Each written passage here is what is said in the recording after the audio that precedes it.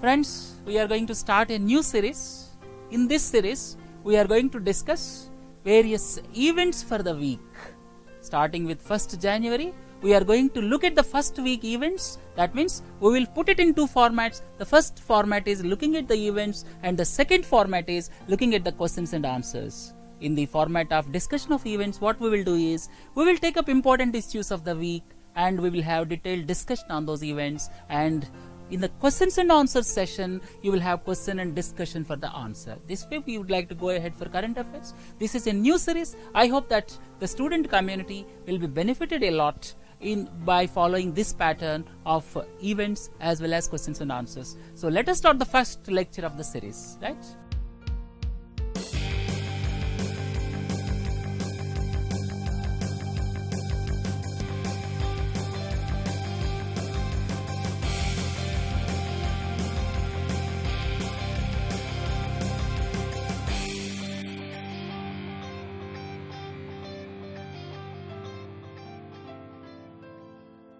The first issue of the first week of January 2015. The first issue is Government of India took the ordinance route for land acquisition. So I would like to give you a little history about land acquisition. The original Land Acquisition Act was passed in the year 1894 during the British era.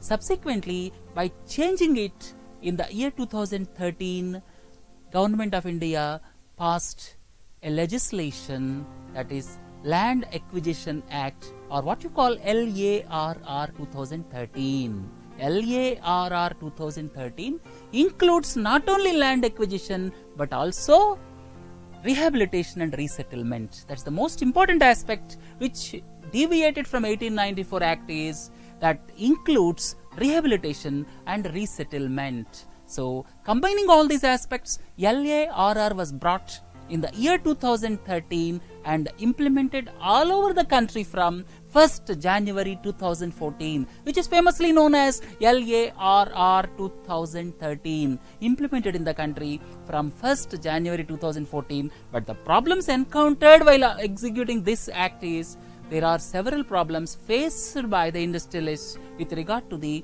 implementation of this act. The most important aspect here is, when the government is acquiring land, for private parties, 80% of the consent of the landholders is necessary. When the government acquiring land for private persons, 80% approval of the land losers is necessary. When the government is acquiring land for public-private partnership projects, popularly known as PPP projects, 70% of the landholders' consent is necessary. This is the most impediment faced by the government while acquiring land for various public-private partnership projects or for various developmental projects. The second most important impediment faced by the government is social impact assessment was necessary. So I would like to summarize two important aspects where government found it difficult is social impact assessment, first and foremost.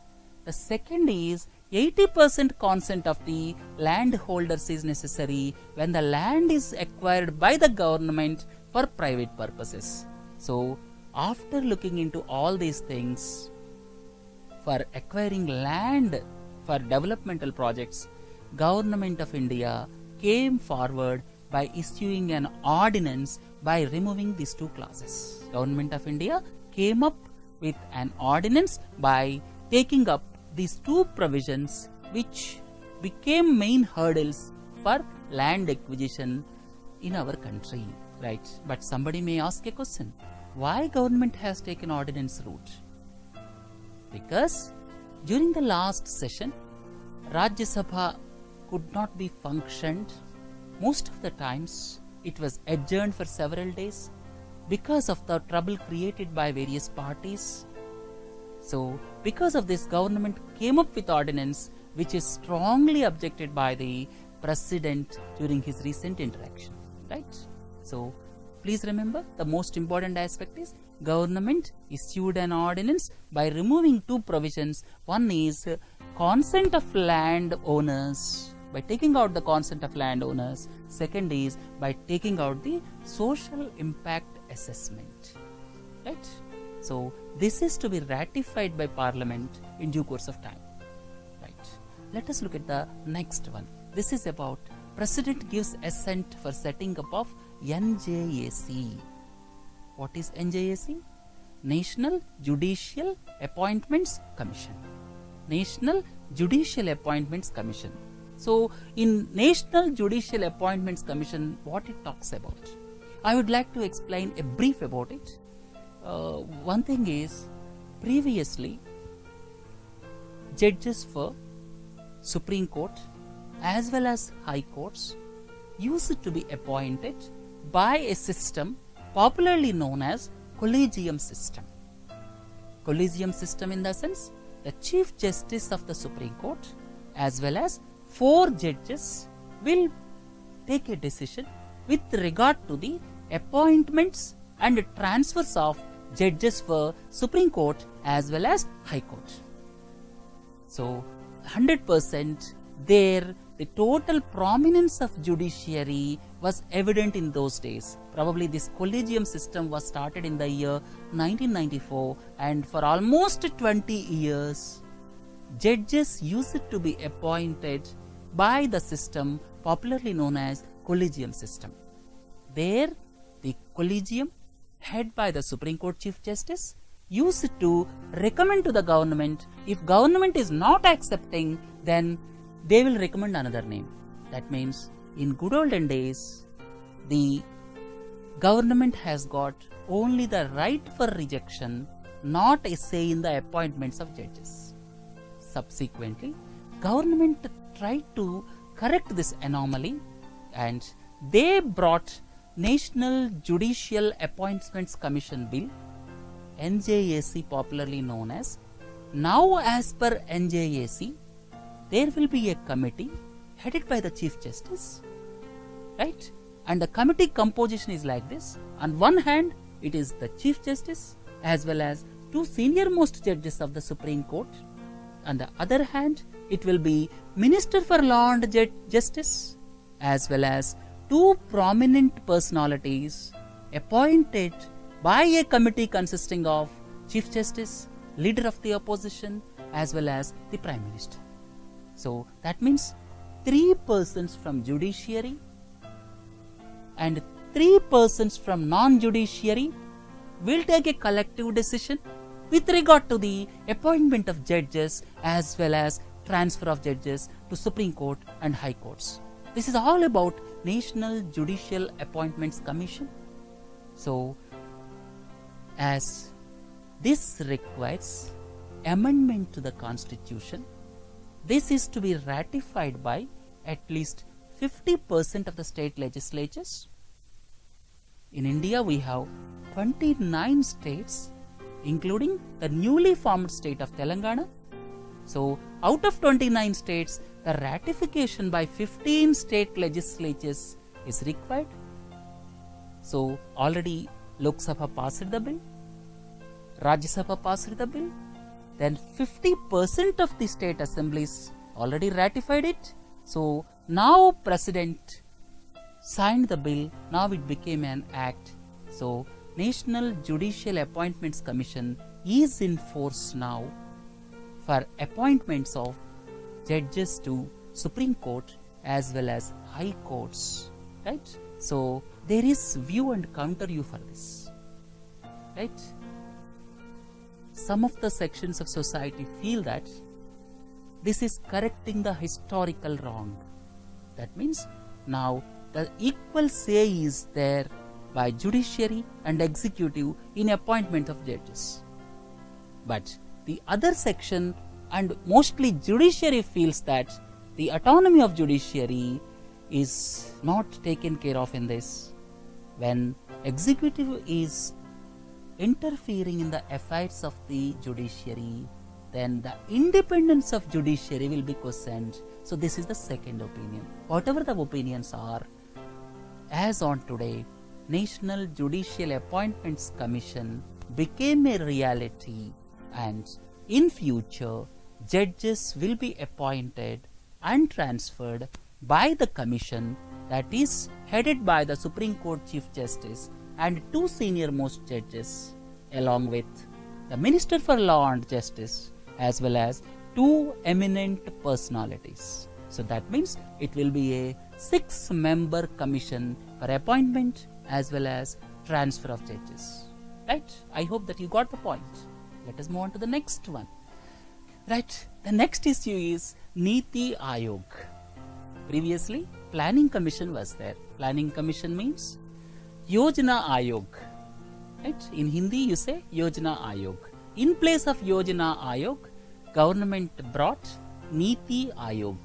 Niti means policy in English. Niti is the word in Hindi. But if you see the total full form of Niti, Niti is National Institution for Transforming India.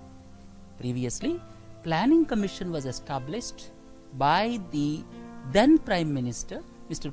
Pandit Jawaharlal Nehru, on 15th March 1950. It was in existence for almost 64 years. Its main role was for formulation of 5-year plans as well as annual plans in discussion with the state governments. So, 5-year plans used to be promulgated or 5-year plans used to be formulated by the Planning Commission. Subsequently, they got approved by the National Development Council. But now, in place of that Planning Commission, Government of India brought Niti Aayog, National Institution for Transforming India, and here the Prime Minister is the chairperson for Niti Aayog. Vice Chairman is Arvind Panagaria, who is the famous economist. It also consists of Chief Executive Officer. So Chief Executive Officer is Sindhu Shri Kullar, an IAS officer of 1975 batch.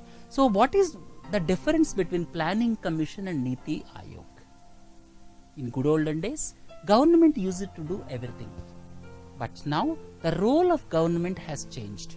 Government is mainly into public-private partnership projects. So government should be more than an executive body nowadays. It is no more into execution. It is the prime enabler of doing the things. It should facilitate the private sector to come up to take up the things. So that means it is going to be the enabler nowadays. So in the changed circumstances, the Prime Minister of this country thought that Planning Commission is no more required. So in its place, Niti Aayog came into existence. So Niti Aayog will act as a think tank of eminent personalities.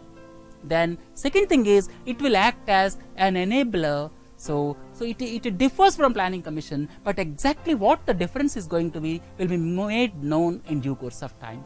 So once again, look at this Niti Aayog. Here it is 3-tier structure. The first one is at the headquarters level, which will be headed by the Prime Minister. So the Prime Minister, who will be the chairman, then an economist, vice chairman, 2 full-time members, 4 cabinet ministers. So this is the broad structure of Niti Aayog, and there may be some part-time members and there may be some members as the special invitees.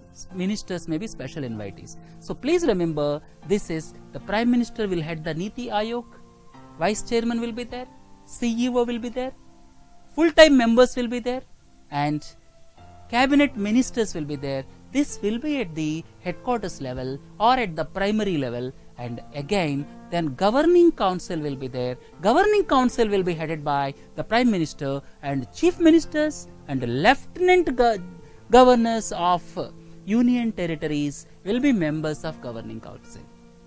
Then at the third level, regional councils will be there. Regional councils will primarily look at the interstate disputes. That means if you look at Kaveri water dispute, it is the interstate dispute between Tamil Nadu and Karnataka. Like that, there are several interstate disputes. So to tackle these interstate disputes, regional councils will be established. So it will be a 3-tier structure. It will be organization at the high level will be headed by the Prime Minister, and then second level will be Governing Council, and at the last it will be regional council. So that means it is not a hierarchical structure. what I mean to convey is there will be 3 levels to sort out the problems in this country. So the Prime Minister, the Honorable Prime Minister stated that here the planning will be done from ground level. Whatever is required at village level will be formulated, and this is called bottom up approach. And in the Planning Commission, it was top down approach. Now it is bottom up approach. So it differentiates between Planning Commission and Niti Aayog. In due course of time, subsequent developments will be made known to us what exactly differs from Planning Commission, right? The next one, look at this. Pakistani boat was intercepted at the border of Indian maritime waters. In the sea, normally for any country, exclusive economic zone or EEZ will be up to 12 nautical miles, right? Maritime boundary is up to around 200 nautical miles. That means roughly 370 kilometers. On the 31st night, Indian Coast Guard's Dornier aircraft identified a boat coming into the Indian maritime waters. Later on, the message was conveyed to the Coast Guard vessel, and here Coast Guard vessel IGNS Rajratan tried to intercept that boat by giving warnings, but they continued to come into the Indian territorial waters. So there suddenly they blew themselves off on 31st midnight. That means December 31st night.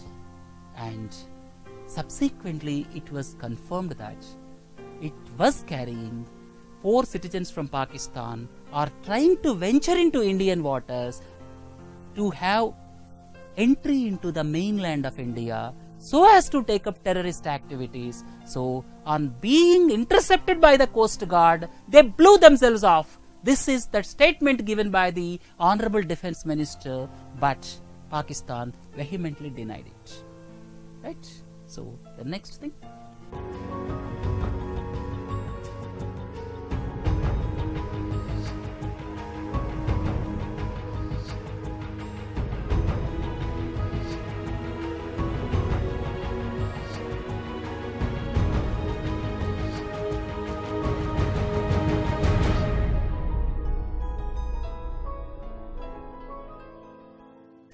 Let us look at some incidents across the states. First and foremost is minimum educational qualification was prescribed to contest in the local body elections. To participate in the election process, to contest as a sarpanch, you require minimum 8th class qualification. To contest for Panchayat Samiti as well as Jilla Parishads, you require 10th class qualification. This was imposed by the Rajasthan government, but this was contested in the court.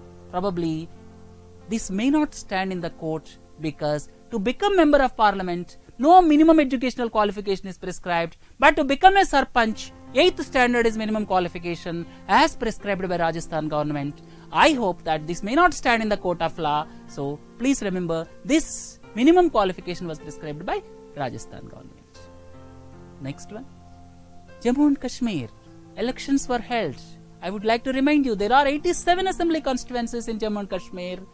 That PDP got 28 seats, BJP got 25 seats, National Conference got 15 seats, Congress got 12 seats, others and independents got 7 seats. They could not come to the conclusion to form the coalition government. No single party could get absolute majority in the state assembly. 44 seats are required to get absolute majority, but no party could get absolute majority. That's why governor's rule is imposed in the state of Jammu and Kashmir, right? You know who is the governor of Jammu and Kashmir? It is Mr. N.N. Vora, right? Let us look at the next one. Andhra Pradesh is going to get new capital on the banks of river Krishna near Vijayawada. You see, Telangana is the 29th newly formed state. Telangana is the newly formed state in the Indian Union, but the capital city of Hyderabad has gone to Telangana. Now Andhra Pradesh is in the process of constructing a new city that is going to come up on the banks of river Krishna, and Mr. Chandrababu Naidu, the Chief Minister, identified 30,000 acres of land on the banks of near Krishna, and the government is going to take this land with innovative land pooling scheme. Right? Let us look at the next one. National Sports University will come up in Manipur. In the budget, government announced that world-class National Sports University is going to come up in Manipur. Already, lot of funds have been earmarked for this particular purpose. Right? Look at this. Akodhara, digital village in Gujarat. I would like to tell two things about Akodhara. It is in Sabarkantha district of Gujarat. Mr. Narendra Modi, when he was Chief Minister, started a hostel for animals in Akodhara village. A hostel for animals. Now, ICICI Bank, on completion of 60 years of its existence, I would like to say ICICI Group completed 60 years of its existence. So, ICICI Group is going to develop this village, Akodhara, as a digital village. That means you will have Wi-Fi facility across the village. So, please remember, this Akodhara is in Sabarkantha district of Gujarat. Already, animal hostel was started by Mr. Narendra Modi when he was the Chief Minister, and now ICICI Group is going to develop it as a smart village, or you can say digital village, as part of the Digital India concept being brought in by the Government of India. Right? The next one, AFSA, Armed Forces Special Powers Act. This gives unlimited power to the army when army is deployed in civilian areas. Sometimes to take up the law and order situation. That means when law and order situation goes out of hand, army may be deployed in civilian areas. There it gives abundant powers to the army people, whoever are working in civilian areas. This is about Armed Forces Special Powers Act. So there is lot of hue and cry about this, and many people are demanding the repeal of AFSA, but because of the situation prevailing in Assam, it was introduced for one more year in some areas in Assam. Right? The next one, Camel Festival. Bikaner is famous for Camel Festival. Every year, during the end of December or during the first week of January, Camel Festival will be held in Bikaner. Bikaner's city was established in the year 1488. Recently, the Camel Festival, which was held in the month of January, is 22nd Camel Festival. It is world famous as a tourist spot. Right? Look at the next one. Government of India decided to authorize 2000 unauthorized colonies in Delhi. There are several unauthorized colonies in Delhi. Previous government took steps to authorize some of the colonies, but now with June 1, 2014 as the deadline, remember the deadline is June 1, 2014, the Government of India decided to authorize unauthorized colonies in Delhi with June 1, 2014 as the deadline. Right? Government has already taken a decision.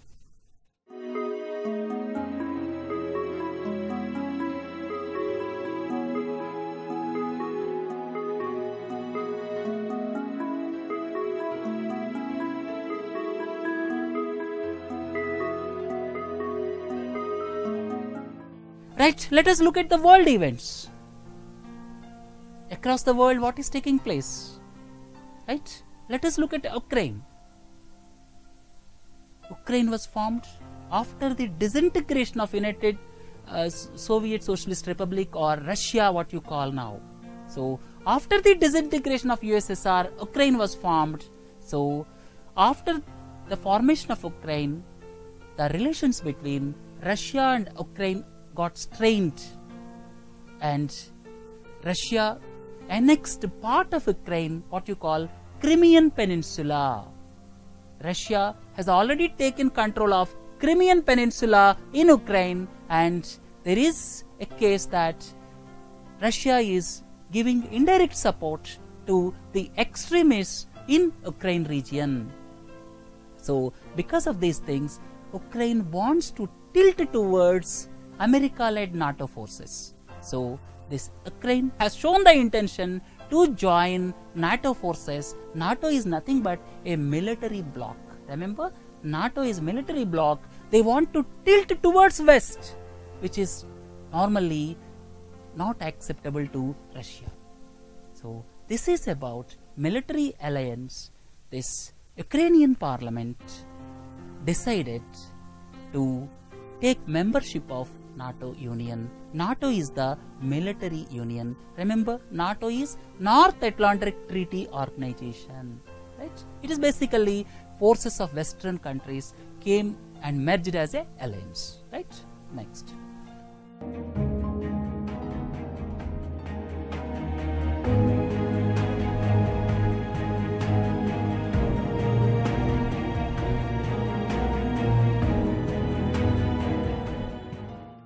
Look at the economic events.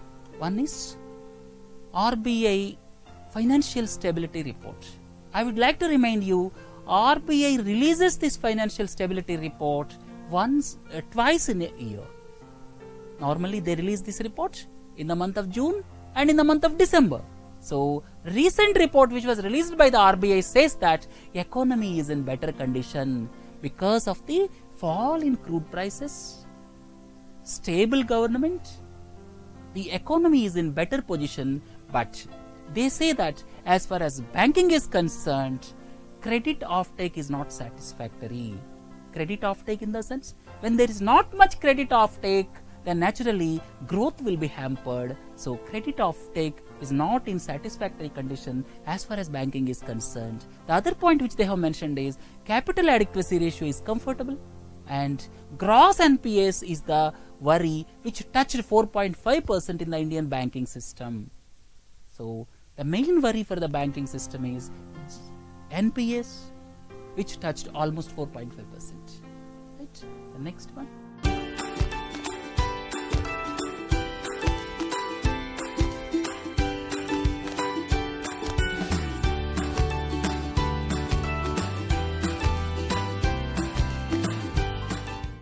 Mr. MS Dhoni bid adieu to Test cricket.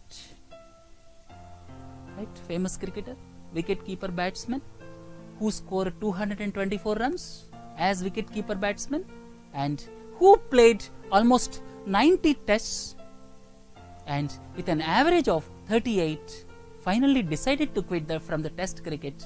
And remember, Mr. MS Dhoni also captained 60 tests. Out of 60 tests, 30 tests were played abroad and 30 tests were played on the Indian soil. Out of the 30 tests played on the Indian soil, India won 21 tests. But out of the 30 tests played abroad, India was able to win only 6 tests. Right? So, next one.